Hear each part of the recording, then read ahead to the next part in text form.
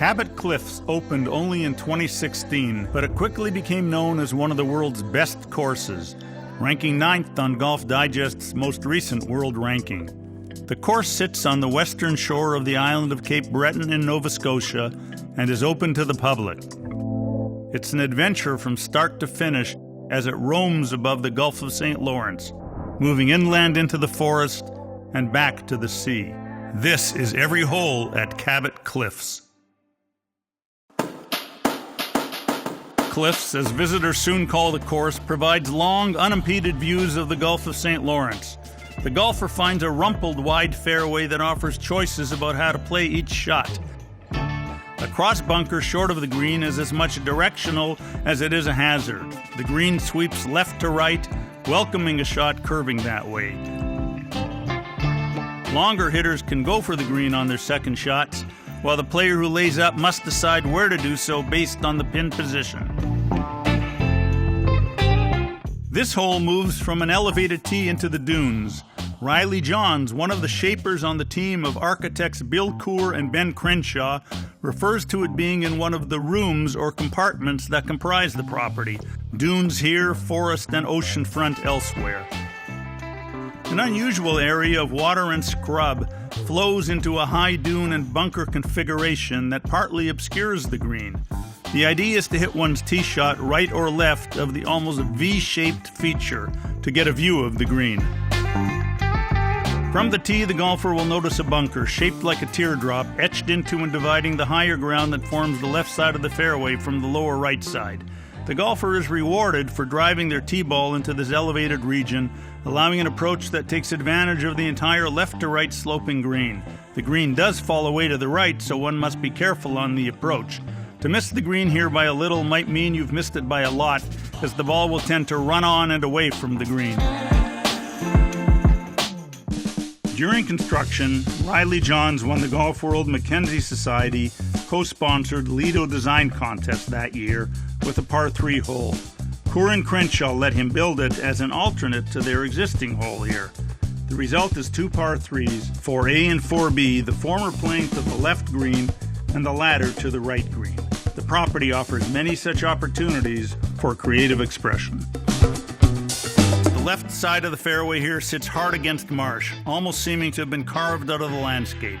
This classic Cape hole invites the golfer to cut off as much or as little of the corner as preferred. The fairway swoops around the hazard. The favorable circumstances of a right-to-left wind and the general movement of the ground will make it possible for the aggressive golfer to drive close to the green. This par 3 is the last of the holes in the first dunes room. Margaree Island in the Gulf is in full view. The green tucked between dunes will remind well-traveled golfers of the entrance to the 11th green at Ballybunion. Walking into the green setting is indeed like walking into a room. Cliffs affords many enchanting walks. This one is a highlight. This immense par 5 incorporates water, marsh, and a line of bunkers on the right side of the drive zone that can draw one's eyes away from the spacious fairway to the left. The double fairway, split by a spine running through the middle, comprises a lower left and a higher right side.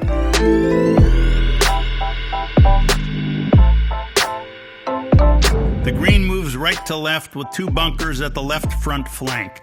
The prudent shot into the green is from the right side.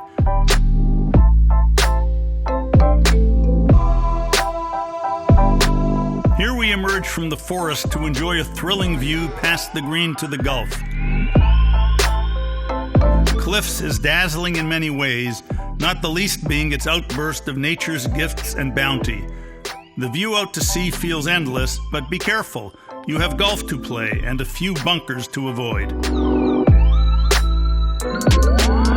Onward to the 9th, a par 3 with a massive green perched above the beach and behind a large bunker. A crease or ridge runs across the green. Does one run the ball through the crease or try to carry it should the hole be cut toward the rear? What's the right club? The correct flight pattern and trajectory? Cliffs always poses such questions and puzzles. The separation of land and sea is starkly apparent on this hole that cruises along a cliff top. The beach and the sea parallel the hole all the way to the green, with the wild ground of a ravine slicing into the fairway. Playing to the right side of the fairway affords an approach to the green that effectively skirts the valley in front. But this makes the green play smaller because you are playing into its width rather than its length. Cliffs is meant for walking. Two closely mown paths clear the way ahead of the tee and open into and merge with the broad fairway. The fairway narrows between a bunker to the right and rough and bush to the left before opening to a raised, exposed green with the gulf to its left. It's easy to feel confused as to what sort of shot to play, which is the essence of strategic, risk-reward golf. The 12th plays from 108 to 245 yards to a green protected by a wide bunker at the front right. When the hole is cut to the rear right, a high tee shot over the bunker on that line is required to get into the area. A fade for a right-handed golfer to avoid the bunker could be the correct shot. The wind can blow a gale at this green, which is close to the sea. This par 4 starts another compartment of 3 holes. The golfer turns inland and away from the gulf. A hill short of the green makes the hole because it asks the player to hit over it or risk the ball coming to a stop in a collision or even reversing course. Crenshaw and Coore are devotees of links golf. They know how much fun it is to wonder where a blind shot to a green finishes. The hill and the green's contours make this all possible. On terrain as varied as cliffs, architects and shapers will inevitably find or uncover features. The surprise here was a rocky hump short of the green that sets up the strategy of this hole.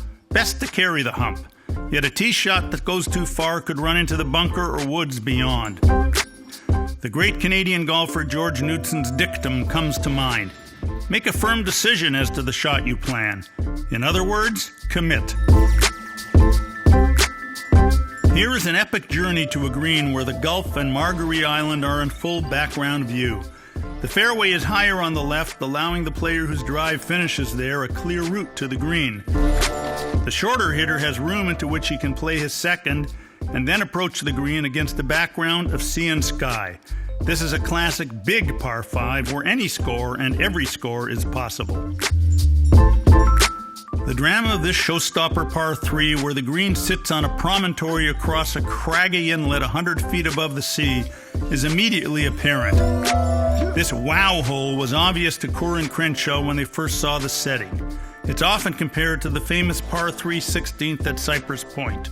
Do you play across the inlet at the green or safely to fairway to the left? Riley Johns calls the hole a masterpiece of engineering.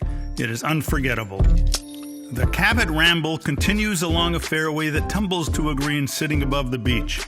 Play safely with an iron to the left and at the top of the fairway that falls freely. The ball might just run all the way down to the green, or take the direct route across a chasm to try to drive the green. But the gulf is right there, no room to miss to the right. Laying up too far to the left will bring the 2 greenside bunkers into play. This hole takes some knowing. The more one plays it, the more it reveals its many possibilities.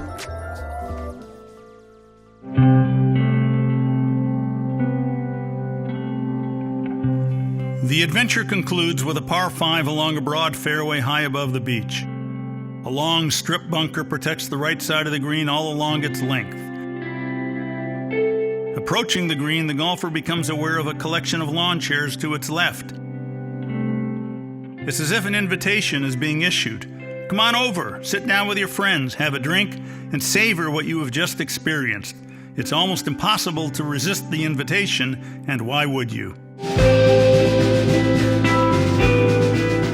Cabot Links and Cabot Cliffs are 2 memorable, even startling courses in a remote northeast corner of Canada. The environment feels torn from Scotland, as in fact it was geological eons ago. Take a local caddy for advice, color, and stories. You will feel refreshed after a day in the bracing air. Here you will not only play golf, you will live golf.